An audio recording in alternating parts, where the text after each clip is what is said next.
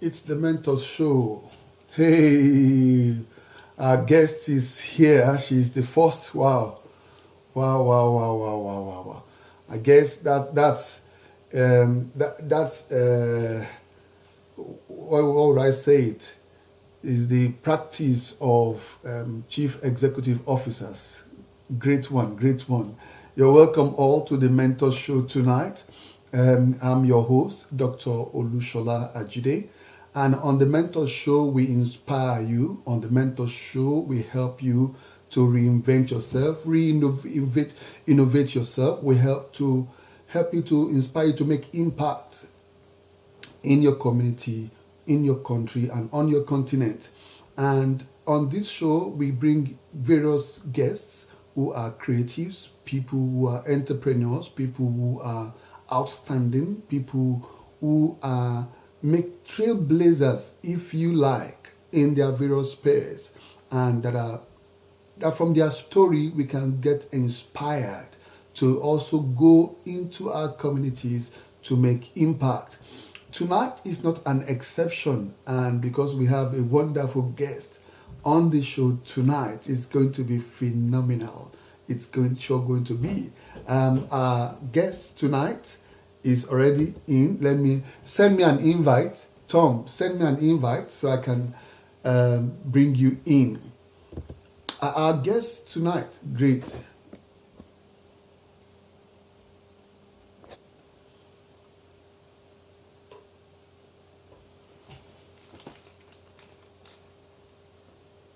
Hey, our guest in the. Hi, hi, hi, hi, hi, hi. I know that. Good evening. For you to be with us tonight, I know that other things are put pending because CEOs are very busy people. 24/7, they are always working and working. How are you? You're welcome on the show tonight. You're welcome. You're welcome. Yeah, yeah, yeah, yeah. Now, ladies and gentlemen, we have on the show tonight Miss Tumitope Omotolani Mohammed. She's known as Tom, and she's the co-founder and managing director of Crowdivest, which is an impact-driven company, agri-tech company in Nigeria. And I'm very interested in this because it's the operations of this organization is closely knitted to the sustainable goals. Now they used to be millennium development goals, and as a researcher myself on sustainability, it sparks interest and quite very interesting. And she is a lady who has stood out in everything and in every area of her life. She's co-founder of Farm Crowdy, but before then, she started Ojawara. Wow. Imagine a person passionate enough to start something to make impact, to add value to the community. But before then, again, she started, is it Beautiful Touch, or what do you call the business? No, before Fini Fini. I forgot. Yeah, the Beautiful Touch or Golden Touch or something like that, which she helps to do, help beautify, put beauty on the faces of lady. Before Fini Fini, a cleaning services. You could see that there are plethora of experience before she now joined the current organization in 2016 and oversees currently 25,000 farmers. Wow. Wow, wow, that's phenomenal. Because in my mind I'm thinking, so how do you manage 25,000 farmers? Well, let me not let the cat out of the bag. Let's start by saying, who is Tom? Okay, good evening. Thanks for having me again. Yeah. My name is Temitopo Motolani. I love saying I'm the only child of my parents. Okay. What else would you like to know? You've already read the bios. Already the managing director of Crowdivest. Yeah. And also co-founder for Farm Crowdy. Okay. What else? And before then there was Ojawara. Before then there was Fini Fini. And then before then there was Gifted Hands. Gifted Hands. Okay, that's the name we were looking for. Gifted Hands. Okay. All right. I executing it from start to finish, rendering services. Mm. I enjoy it. I think I enjoy that service rendering kind of business more than buying and selling. Okay. Okay. So I just love service. I love serving people. I love solving problems. Okay. I love the ability to create order, ability to make something come alive and add value to people's lives. I love God. I sing. I sing in my church choir.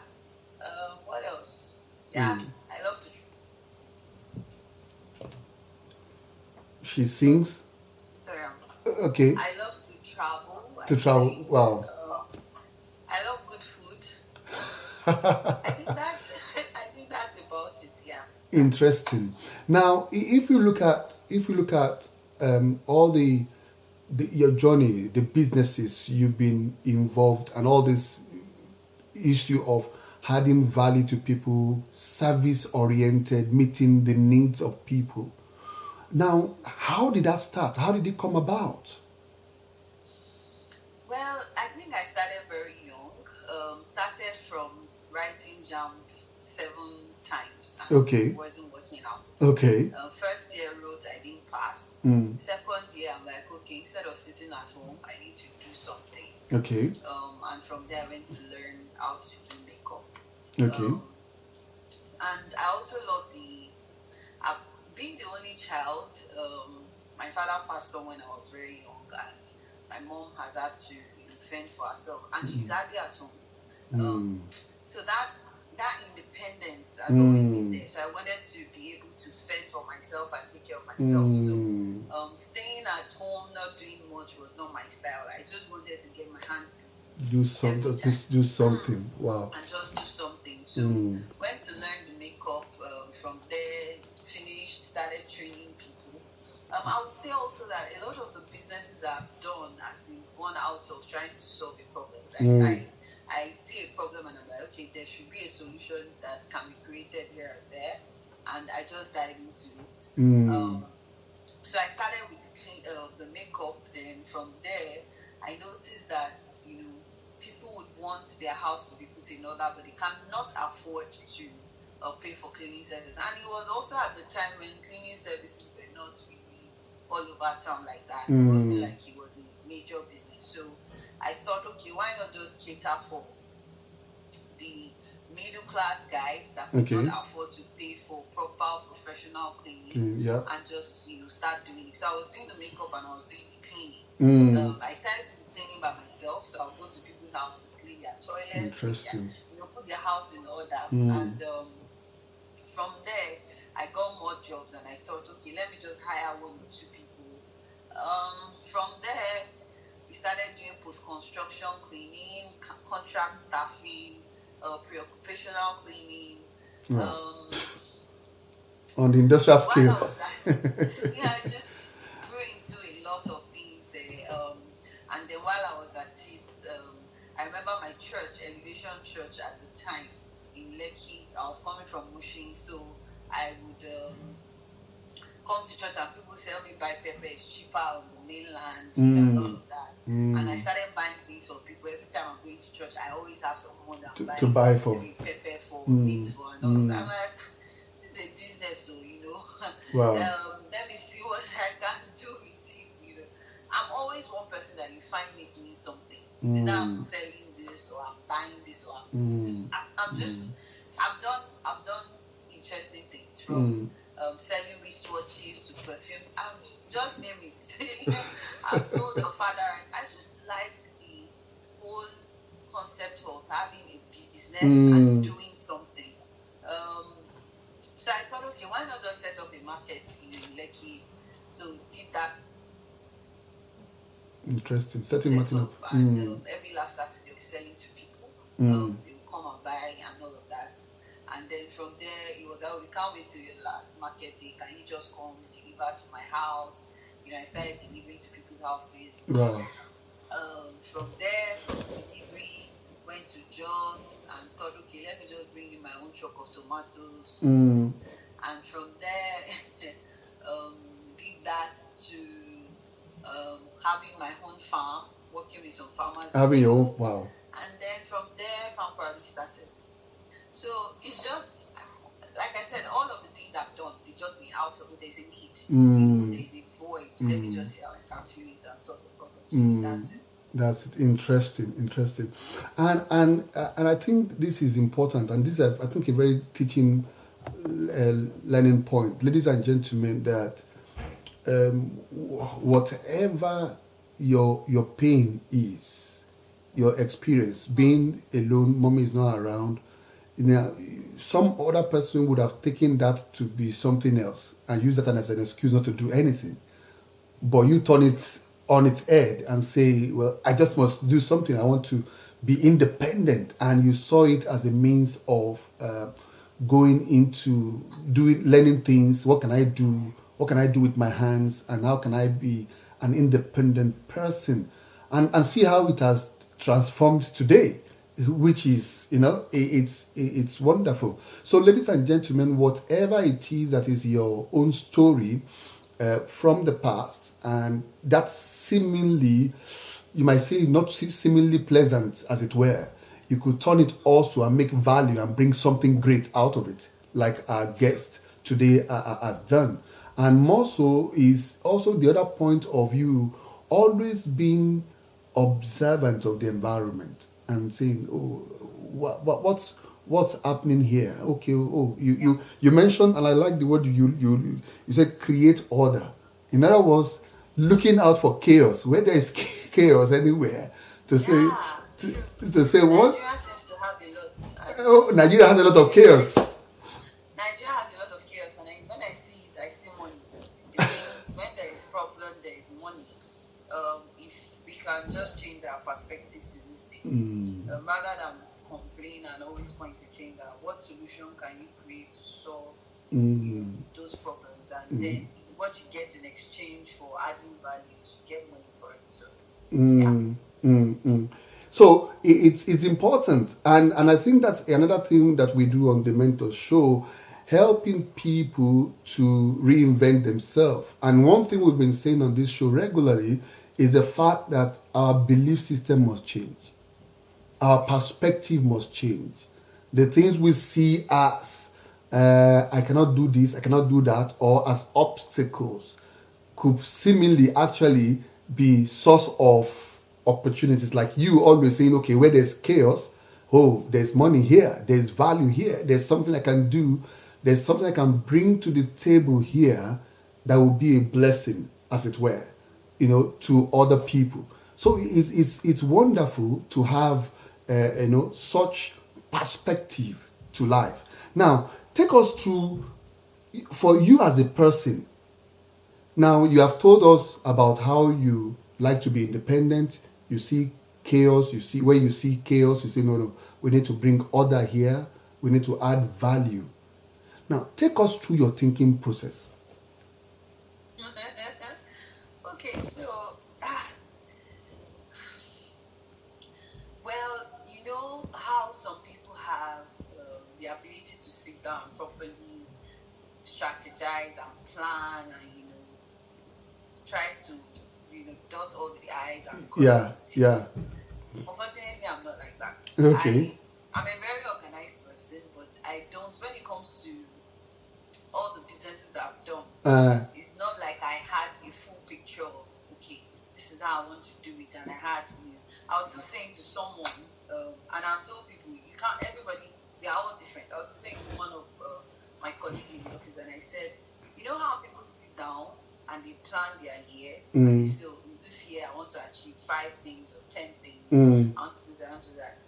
I don't do it. And so, because I'm just one person that I am very spontaneous. Okay. I see something and I'm like, oh, I can solve this problem, and I jump into it. Okay. I use this analogy a lot where it's like you don't know how to swim and then you die.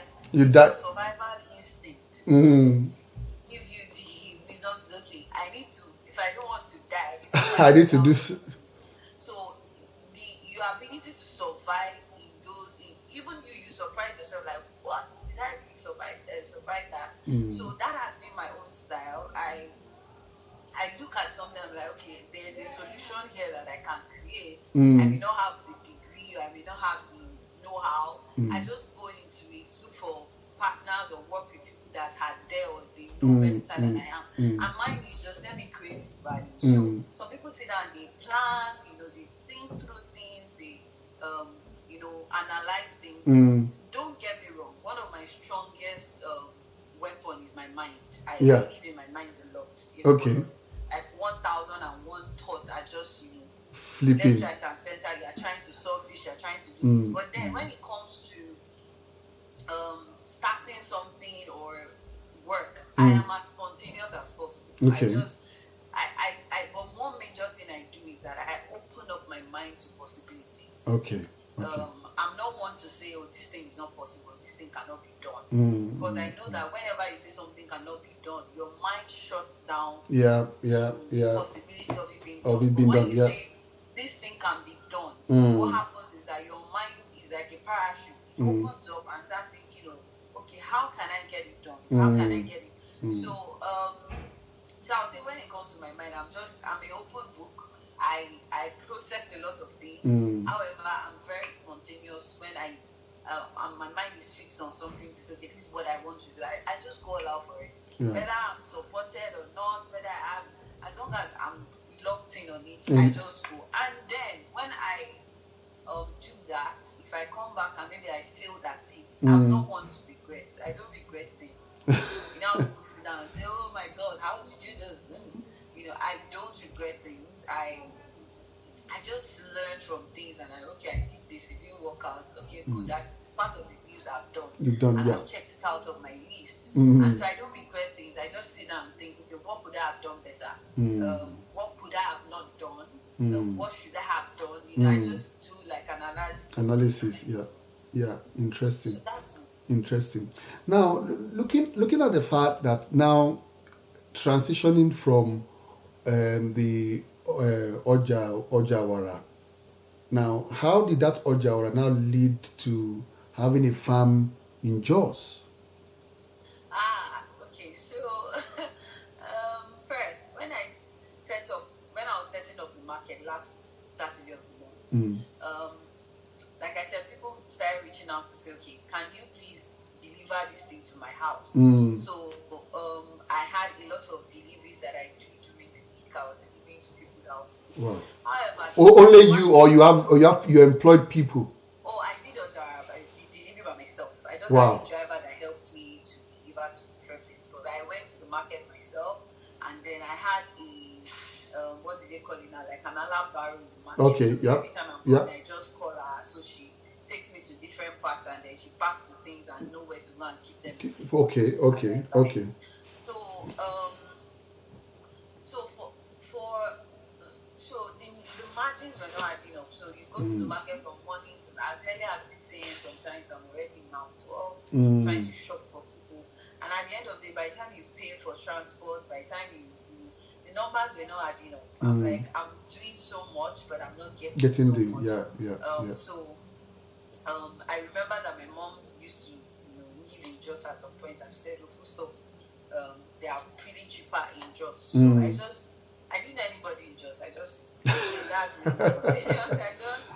Just move to Jos. I took a flight to Abuja and then entered the bus from Wow. Abuja. I did like 3 hours to Jos and look for an hotel close by. Then went into their market and I'm like, oh, I'm being safe. And then asked them for their farms, went into their farms. And, I remember I didn't have enough money, but I just got, when I went into one of the tomato farms, I'm like, oh, this is amazing. So I called people in Lagos that would like to bring tomatoes to Lagos, called my malam in Malto that I buy tomatoes from, and I asked him if he was going to sell for me. He said yes. So I just loaded the whole truck. I didn't even know what to buy. I just bought. I saw fresh tomato and bought. So people sent me money, bought a whole truck and sent it. A whole truck. Wow. Yeah. So they said it was going to be 18 hours journey. Truck broke down today. Back and forth, eventually it was like a 24, 25 hours journey. Wow. By the time we got to myself, like 80% of my tomato had already 80%. my tomato had gone bad. but I learned from it and I asked the man, okay, so what should I buy? So you should have bought the ones that are big green so that they would, It will and all ripen of when that. okay. So I kept on going back, and because of the fluctuation in price at the time, so you can be in the market in the morning, you buy this thing for 5,000. By the time you go back in the evening, that same thing can be 3,000 or 7,000. There was no stability No of stability. some Yeah. sort. So it was really, I didn't have control again. I Mm. didn't have control over prices. So Mm. sometimes I buy and then the prices look good. By the time I get to Lagos It's with gone. it, It's the gone. prices are not so nice. So there was a lot of, I couldn't plan. Mm. And I thought, okay, if I am a farmer, I have more control over this than someone that is just buying and selling. Mm. So as a farmer, you are buying your seeds, you plant. Mm. Mm. The amount for fertilizer is fixed. You know the number of bags of Yeah. fertilizer Yeah. you're going to Yeah. use, the seeds and all of that. Even if there's going to be an increase or decrease, not as Mm. erratic as Mm. what I had when I Mm. was buying and all of that. Um, so I thought, okay, let me just farm, and then I'll sell whatever it is that I farm. The farm. But Okay. that didn't also work out well though, because the farmer that I partnered with was just Taking all the money. oh my god, the guy ended up marrying another wife before the family started. So I made that decision because Mm. I wanted more control. Mm. Um, it was if I thought prices were going to be fixed and there won't be any fluctuation. Foundation. Yeah. Yeah, so that was what happened. Mm. So, interestingly enough, now it's often said that people's people's life are in their stories. Now, you could see that in between, from even the part when you were from the young age, somehow all these processes keep adding up together, in which even though you said, okay, I'm spontaneous, and when you dabble into it, there's a learning point from it that takes you to the next level, as it were, take you to the next level. And when you get to the next level, you say, "Whoa, oh, I shouldn't have done that." But you learn from it and makes you better. Because I assume, this is an assumption, if you didn't go through all that processes and even seemingly failures, you would not have been the CEO of. Oh, of course, of course. No, that's spot on. Because I can even remember, um, you know, that's actually the truth. Because there are so many things that failed. Mm, There are so many things that went wrong when I was running Ojawara, mm, and those were the things that I used, or those were the learnings that I needed experiences. for farm crowd. After Oja, I knew how to deal with farmers because I was used to going to buy, having my own farm. Mm, So I understood how they thought, I understood the process. And mm. so it was like the school that I needed to Yeah, the go school. to Yeah, yeah, be yeah. able to do what I did To in run. farm crowd. If I had not done Ojawara, I'm not sure I'll be in farm crowd. Mm, mm, I mm. wouldn't have even been called to be one of the co-founders because the reason the founder Oyinka spoke to me about me in the same choir in the same church. Mm. The reason he spoke to me about it was because he knew I was doing a jar and I was traveling. Yeah, I had yeah, farmers yeah, yeah. and so So yeah, there's of experience. course, yeah. So now, ladies and gentlemen, it's very interesting that you two take a sheet of paper and look at your experiences. Look at your experiences, and from those experiences, you might actually begin to see a plot, as it were, to the next thing that needs to be done and to the next experience. Oftentimes, we often think that, oh, people always say, I don't have experience. I don't have that. But until when you sit down and take an inventory of all the things, seemingly, we only always think that experience has to do with those things that were successful.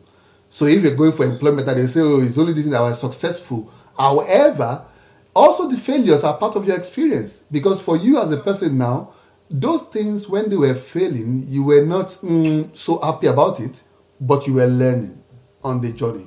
And now when you came into Farm Crowdy, you were able to pinpoint all the potential failures and to plug the holes to ensure that that does not Wow, interesting.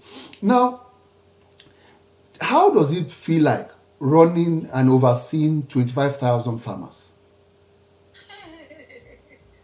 Well, when I was doing that, because Yeah. I don't do that anymore, I'm Okay. focused on coordinating stuff. When I was doing that, it was a crazy experience from different angles. One is the fact that as I'm a woman, Okay. and then most of our farmers were in the north, Okay. and there's the cultural belief that That women are women not don't. supposed to do some things. Yeah. So Yeah. imagine me then being the only woman among sometimes 500 farmers, among sometimes 1,000 farmers congregated in one place. Interesting.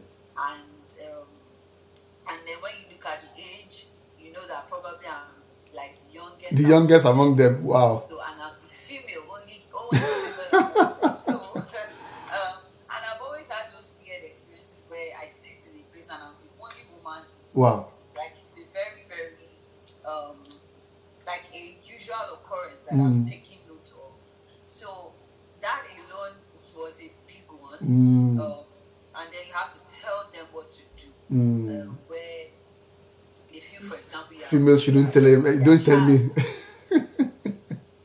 Shouldn't tell and us then what they to feel do. like exactly, and they feel like, oh, you are not a farmer, you are just a businesswoman, so we know more than you. And then you are coming to tell them, oh, we have technical supports that are here to train you on the best ways for you to get good yields and stuff. And they go, no, no, no, no, there's a way we've been doing it since our fathers. Wow. And then you have to really find a way to convince them, incentivize them, and all of that. So it was really crazy. And then I traveled a lot. Wow. At the time, I was on the road from one state to the other. I don't know, but I'm so sure God really loved me and spared my life. So I was on the road. I remember when we had farms in Kaduna. So once you land in Kaduna, between Kaduna Airport to going to the cities, it was a major way for kidnappers. Wow. So and shootouts and stuff. So it was tough. So my job is tough. Sometimes I'm going and I'm like, God, I am coming back. I'm in your hand. Because the rate of kidnapping in those places is in Nasarawa, is in Jos, is in Kaduna. Wow. It was so rampant. So I'm going to work and I'm like, I hope I'm coming back. This flight and all of that. Then relating with them in terms of their mindset is very interesting. Poverty is a mindset. So imagine dealing with people that in their minds they act like they are poor, and then physically around them what they see is also poor. When you are going to that kind of place and trying to convince them or talk to them about the possibilities, financial solutions or security that you can have, and they are just looking at you as this person is have what I can have now. We've had scenarios where farmers will steal from us, and then so imagine I can give you, for example, let's say I can give you 200,000, and you rather steal from me now and make 20,000. So it's like you see some of their acts and you're like, really, what's going on here? So it was a lot of work dealing with the mindset that they have. They didn't understand it. And then again, they did not understand the power that they had as farmers. Because every time I have conversations with them, I tell them, I said, how many of you can do without food for 10, 14 days? Nobody raises their hand. I'm like, so that is how important your work is as a farmer. So they did not understand the kind of power that for you to negotiate. They did not understand that without farmers, nobody can survive. The president of Nigeria or the president of the world, the biggest president in the world cannot do his job effectively without food. And that's because farmers are doing their job. So trying to get them to understand the power that they had was a tussle. Like they didn't get it. It was crazy. And also apart from dealing with the farmers, the infrastructure in that industry is very, very horrible too. to be honest. In our agricultural sector, I would think that that should be one of. Imagine we are a food producing country. Yeah. However, we are heavy on importation. Importation, yeah. So the amount of food that we produce as a country cannot survive. cannot live on it. And then even when we produce, the quality of what we produce is also a problem. So, and then the third one that always breaks my heart is the height of food wastage in this country. So you can't produce enough, and then the one you are producing is going to waste. Whenever there is mango season, I'm always a bit irritated. As much as I like mango, but I'm always irritated because you go to whenever I travel and you go to some mango trees and you see how mangoes just fall on the ground. Wow. And they go to waste. And that happens year in, year out. And is it mango, is it tomatoes? And that's because we don't have proper storage. Storage and there's processing. So many things in that sector. There's so many problems in that sector that I believe that if they can be solved, it's a transfer of wealth for whoever it is that is patient enough to create those solutions. So working with those farmers was not an easy one. It was a really, really tough. Believe me, sometimes I go to some states or go to some communities or some towns, the hotel that I'm sleeping in, I've slept in a three-star? I've slept in a 3,000 naira hotel. 3,000 naira? 3,000 naira hotel. I can never forget. There was no water. There was no water. I can remember that the mattress, the bedspread on the mattress, you can see blood stains here and there. And all of that, mosquitoes and stuff.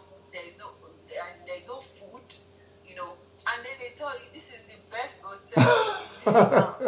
And I'm like, really? Imagine when you get there and then your handler says, I'm taking you to the best hotel in town. You're feeling cool, like, finally I can have some, hot bath and stuff and shower and even sleep, a good bed to sleep. But you get in there and there's no water to have your bath, and it's cold water, like really cold water. Wow. They are begging them, can you please boil water for me? They say, madam, don't like to boil water. Kerosene don't finish, Interesting. It was. I had experiences that sometimes I look back now and I laugh. But it's something that I will not trade. I learned a lot from that process because it helped me manage dealing with people in different levels. Because imagine that now, after dealing with those guys in that level, I still need to deal with people in my own level. Yeah. And then I still need to deal with investors and all of that in a different, It means like I have to wear different hats at different times. Just manage. It was a lot, but I enjoyed it. Wow. Interesting. Now, ladies and gentlemen, if you are not following Omotolani, please, you need to, after this, just need to follow her, at least to get more information about this. A very interesting lady. Now, it's quite an eye-opening journey for you as a person. And I think, again, I want to relate it to, for ladies and gentlemen watching us, that you also look at your own journey as challenging as it could be. Those are learning points which could be used to leapfrog to the next level. Perhaps it will be the pointer to the next contract, next business, or to the next idea of things that you want to get into. You might seemingly, like our guest, not have been successful, but it's an experience that will help you, put you in a better state, to be able to know what to do and how to do. And I think from it, you have even been able to learn a wonderful skill, the skill of managing people at various levels of life. Yeah. So, but now... I'll quickly tell you something. I remember when we first started, so imagine a girl that is used to running her own thing by herself, being alone, and then I had to work with partners. That's 1. 2, I had to work in a structured environment because I wasn't used to a structured environment. Yeah, our work environment here is a bit techy where, we run like a flat structure and stuff. It's not as stringent as some official environments. For me, it was still not. I wasn't used to sitting, in one place at a time. So traveling to the farms, I always look forward to. But then there was a time when my cap was also, I was the VP of operations. Wow. not just for farms, but also the office. The So I office. was the CEO of my office. I had to coordinate people. And I remember when we first started, when things, like when I'm upset about something, I'll be shouting upstairs, people downstairs will hear me. Like, thinking that the crazy of farm party is around, and that kind of thing. I had good personal relationships with people, but when it comes to work, they know that Stockwell does not take. Any So nonsense. I would shout that everybody will be hearing me downstairs. And I'll just sometimes bang the table and just go on. So what then happens is after that shouting, I'm done. Like I'm cool. I'll still come back with you and smile. And people say like, no, you're a two-faced person. Because you thought I was just shouting at you now you want to be a half one. But then I discovered that in the growth of things or the things we're trying to build as a business, if that business was going to do well and we are going to retain good people, I had to work on my people's skills. I had to work on my as much as I want to be firm and ensure that people do what they need to do when they need to do it, I still have to work on a better communication skill. Okay. So it was a serious work I had to do on myself. I remember that I even had a confession that I was confessing that I'm slow to speak, I'm quick to listen, out of my tongue proceed the law of kindness, and I was just talking, my words are seasoned with grace and salt. I had to list out a lot of scriptures, and I started confessing and I started praying. So it got to a point where when something happens and I'm upset, I just calm down and I say, God help me, literally. Wow, transformation. So, yeah, and I then moved from the shouting Topwell to the maybe typing Topwell, then from there moved to the sit down, let's reason together Topwell, to now a Topwell that really there's really absolutely nothing that you can do now that would make me get to that point where I'm shouting down a whole house. So I have had to learn, from that experience. I've had to learn, and then how do you expect me to be sane when I've gone out to deal with farmers? In the sun, in the hot sun. Yeah, I have to really come to terms with the fact that for you to go far in life, or for you to go far in the things that you really want to do, you need to learn how to manage people, and then you are not projecting your emotions anyhow. You're just really flame. Yeah. So I learned a lot, and I'm still learning. Wow. Interesting. So, ladies and gentlemen, I think this is a very important thing about this issue of people management. People management is very key and very important. I know I attended a seminar some time ago when somebody says that if somebody says that company is bad or that company is good and they leave a particular company, it's not that there is a person called a company. It's actually their line manager. It's the line manager they are reporting to. They say he's not good, he's bad. But they will not say, they'll just say that company is bad. So like you just underscoring, it's the people we relate to, the people, how we have relationship with people. And I think it's very important, even if we are going to achieve anything, because no man is an island, isn't it? There's nothing we can achieve in any project you want to do. You have to relate with people. So our people skill, our relationship skill, it's very important. So ladies and gentlemen, I think whatever your business, whatever your project, is important to look at this aspect, like our guest tonight, looking at, this is a weakness, and she worked on it, and now it has been a strength, and now she can be able to look back and say, wow, what a time. Even when you look back at that time, you will laugh like, wow, what a time it was. Wow, interesting. So having done all this, how would you as a person define creativity? Well, so creativity for me is not starting something. You know how people think that you have to have a new idea for to be creative, or it has to be something nobody has done before. For me, is really ability to reinvent sometimes, and the ability to innovate and say, okay, this person has done this. Can I take it one step further? Can I take it two steps further than what this person has done? So, that's what what I think. The ability to, I keep saying to people that, or I read somewhere, I can't remember, that says excellence is a moving target. So it means that you can't see and say, I've arrived at excellence. Because today's excellence is tomorrow's mediocrity. People look at it and say, it becomes like a monument. Like, that thing that was, because there's something new that always comes. So I define creativity as the ability to do maybe the same thing in a different dimension and just add your own person to it.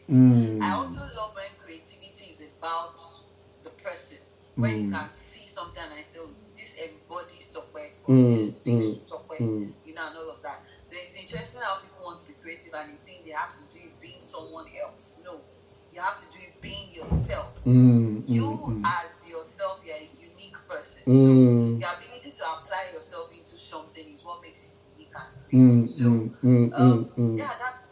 that's what I would say about creativity. Interesting. Now, for you having come through this process of now before I go, there's a point you mentioned, and I think that is very interesting. When you say excellence is a moving target, most of us think that excellence is static. Is at a point in which when you get there, I will get to know. So the point our guest is making is that by the time you attain that thing you want to attain, when you get in there, it has moved. Yeah. So it means there's still that opportunity, and that's the reason why there's always something to be improved. There's always something to be improved, something to do. There's always a target you are aiming at of becoming and becoming. So, or maybe until when somebody Bukola Adefuto said today's excellence is tomorrow's mediocrity. Excellence is moving. Yes. Reinvent, saying what you just said, which is I think is spot on. And all of us actually have that thing in which there's something we are looking at. We want to be excellent at something. And I say, oh, I'm very bad at this. But the point is that we can all improve if only we first change our belief system and not say, oh, this is who I am. Oh, this is how I was born. Because you could have settled into that and say, this is top for you. If you don't like it, well, move along. if you don't like it, well, this is who I am. But you see, having such an attitude would have capped your progression, would have capped your evolving into the next level, would have capped where you can attain. And before long, organizations will just be saying, well, sorry, we need to, can you please excuse us from organizations, which is not good, It's not a good thing. Now, let's ask this point. From your own experience and how you have grown all these years, do you perhaps mentor? Because you mentioned something very important earlier, that you always find yourself as the only female in oftentimes lot of masculine environments. So do you mentor females? Do you to be able to have a voice? Do you try and have a mentorship opportunity to be able to have people to help female find their voice, if you like? That's an interesting one. I've done some mentorship in the past where maybe some organizations will send you someone and say, okay, this person went through this business course with us and then we'd like you to mentor the person. I think I've done a couple of that. But then, see, I feel that in this part of the world, the concept of mentorship is not understood by a lot of people. Okay. That's issues. The concept of mentorship is not understood by a lot of people. I do not actively go after people to say I want to mentor you. Yeah. Before you can say you want to mentor someone, it means that there's something in your life that they are looking at to say, okay, I would really like to learn one of these XYZ, things. yeah. And to be honest, because of my time, and I'm really trying to squeeze in a lot of other things to also maintain a certain level of balance. But this is what I do.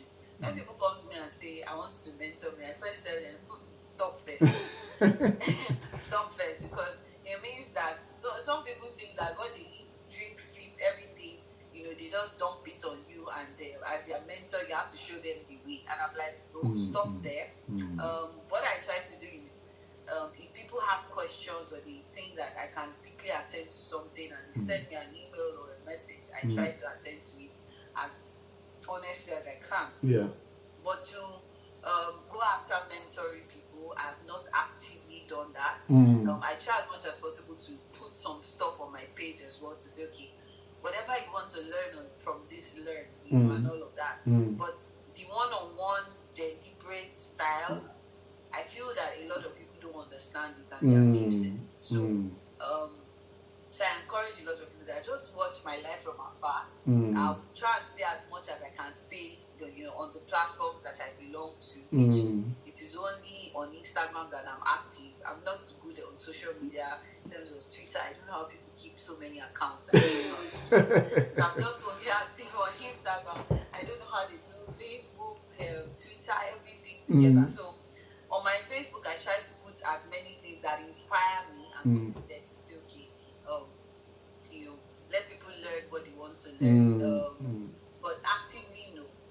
Actively, no. Okay. Perhaps maybe going forward, it might be a boot camp. It might be a weekend camp. But again, I didn't. Maybe why the concept of mentorship and how people want it. Why it didn't really go. It doesn't really go well with me, or it's not something that I will actively look into. Is because I didn't learn from that one-on-one interaction with someone, and I said, I look at this person. I've learned a lot based on observation. If I like somebody, I look at them, I observe them, I follow them, I look at their materials, I look at what they put there, and I try to learn, pick what I can pick, and move on. So that is how I have grown. Yeah, good enough. Who I have become. Yeah. Because I'm not just one to come to you and say, you know what, as my mentor, I want to do this, tell me what to do. No, because most of the time I am spontaneous. I don't You just do what you just go ahead. So I don't know. And then the sense of entitlement some mentors have when they feel like some they mentees, take your life, they tell you what to do. Okay. I feel it's also an abuse of power. Okay.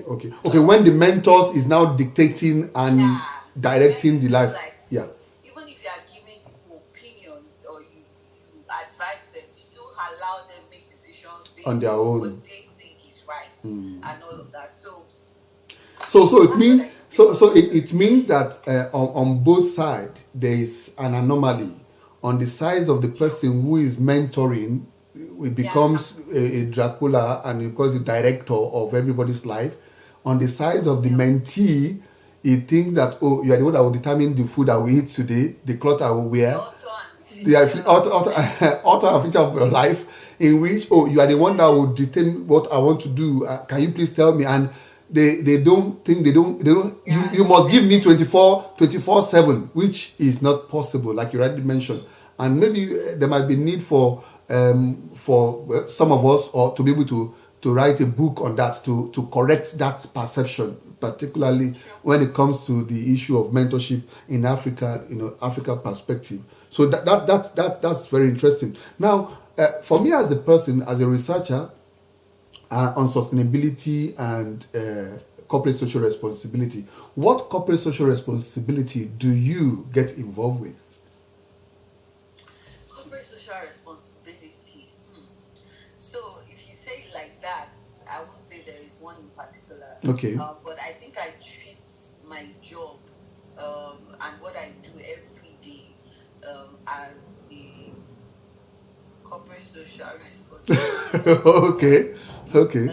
Because I see that what we do in crowd invest, in farm crowding, in Waka, all of the businesses that we run, is our own way of giving back to our communities, our own way of giving back to our nation, Nigeria. The ability to create order and try to do something and try to solve problems and add value.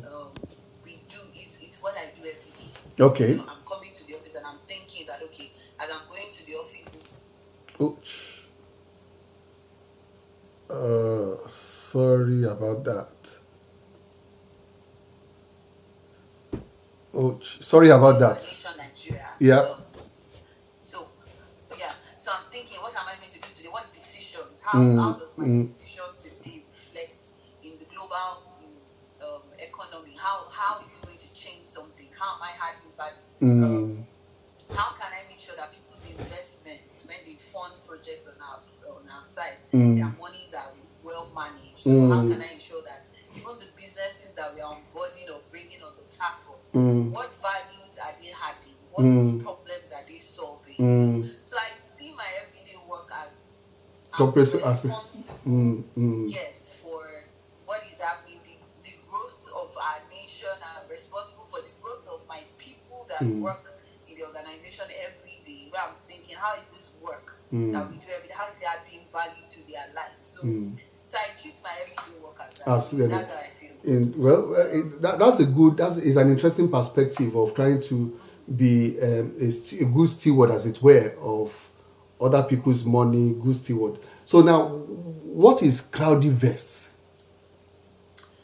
Okay, so CrowdInvest is a crowdfunding platform Okay. that allows everyday Nigerians to fund projects Okay. using their little bit of money here and there, Okay. 20,000 here, 30,000 here, putting it together in a pool of funds, Okay. and then that money goes into projects or businesses that are focused around the SDG goals. Okay. So you invest your money with us, and then we ensure that the businesses that we are investing the monies in, they are social impact driven. Okay. They are adding value. Like I said in my last talk, adding value, solving problems along the 17 sustainable development goals. And then when you fund this project, it has duration. At the end of the project cycle, you can get back your money with returns on it. So basically, that's what we do. They are a financial solution provider. Starting with crowdfunding, but the plan is to scale up the business to the point that when you come on our platform, you have all your financial solutions on that platform. Is it investing, is savings, is it wealth management, is it loans? So we just want to be that hub that you come to. And initially, we started as Farm Crowdy. So Farm Crowdy was crowdfunding for agriculture. But we discovered that beyond agriculture, other sectors need this money. Access to finance is a major issue in this country. In Africa, especially the bureaucracies that are surrounding when you have to get a loan from a bank, for example. As a startup, they're asking you to bring 2 years audited financial reports by KPMG. I really have that, you get what I mean? So access to finance was a big deal. So we started with agriculture, and we thought, okay, let's expand to other sectors beyond agriculture. So hence why we separated the crowdfunding bit from Farm Crowdy and then made CrowdInvest to stand alone. Okay. Our goal is to keep solving problems, empowering businesses across Africa. And the world. Interesting. So how does it feel to be recognized as one of the 10 highest female that has sourced money in Africa? That thing is very interesting. That thing is very interesting because well, if you look at it, so what they are simply saying is that 10 female co-founders or founders are able to access funds, and I think they've been able to raise 2.5 million based on what was written. I don't know how it feels. It's just one of those things, really. But for me, I actually found the write-up interesting, especially when it's only 2% of women that run businesses that are able to access funds. Interesting. And for me, that's a big deal. It's a major big deal where there's still that gender bias. There is no gender equity in funding. I'm not one that push for gender equality. I push for gender equity because that equality is not balanced somewhere. There are some things a man can do that a woman cannot do. Let's be honest. So I'd rather go for equity where you accord me what I deserve based on the work that I've done, not based on the fact that I'm a woman. I'm a female. For me, it's a major it was a major punch when I read that the write-up that someone else did on LinkedIn and tagged me on it and said 2% of women. I'm like, what? So it means that women need to rise up and stop this shout of I'm a woman, you should have got me respect. No, let your work speak for you. Let the work that you do. And then another thing is we don't know how to share our stories as women. We need to start doing that. Where you stand and you share your story, you talk about yourself, talk about the works that you have done.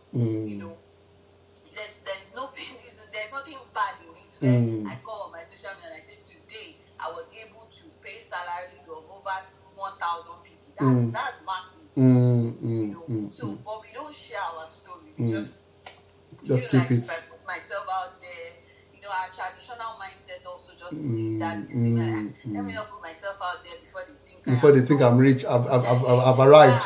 Share your story and talk about yourself and start putting yourself out there. Nobody will hand it over to you because you're a woman. And they are trying to say, I'm a feminist as well. No, they will hand it over to you because of the performance of work that you've done and all of that. So I feel like it's a call, it's a wake-up call for all the women out there to pour their hearts into what they want to do and share their story. Put your words out there. And I think it's very interesting. And can you imagine that it's almost 1 hour? Yeah, that's true. So Instagram will time us out now. And it's very interesting. And I think that's the reason. Thank you very much for coming on this show tonight. And I think that's the reason why I felt when I heard your story and with Tim Godfrey, which is one of the persons I am not so affiliated to. I'm affiliated to Frank Edwards. So I felt it would be nice, that to have you. And I think it's one of these opportunity of sharing stories. Now look at the stories you've shared with us tonight, which I believe has sparked creativity in our audience and those who will still rewatch this, either on Facebook, either on Instagram, or either on the YouTube, that they will be able to see, I can also evolve. I can also be better. I can also achieve those goals, even though seemingly. And that point of I can be better, that I think is very interesting. So thank you so much. We feel like we've not answered all the questions, but Instagram is already telling me I need to go now. So perhaps you might come back. We might bring you one of these days. So thank you so much for coming on the show tonight. Please enjoy your evening. Thank you so much. Bye. So, ladies and gentlemen, that's it. It's a wrap with us on the Mentor Show. We have a wonderful guest again on Tuesday, a wonderful person, Beyond Clothing from Aba, a lawyer turned fashion designer, making wonderful things and producing PPE. He has made a wonderful phenomenon of reinventing himself as a fashion designer into production of PPE. See you on Tuesday. Unfailingly. Bye.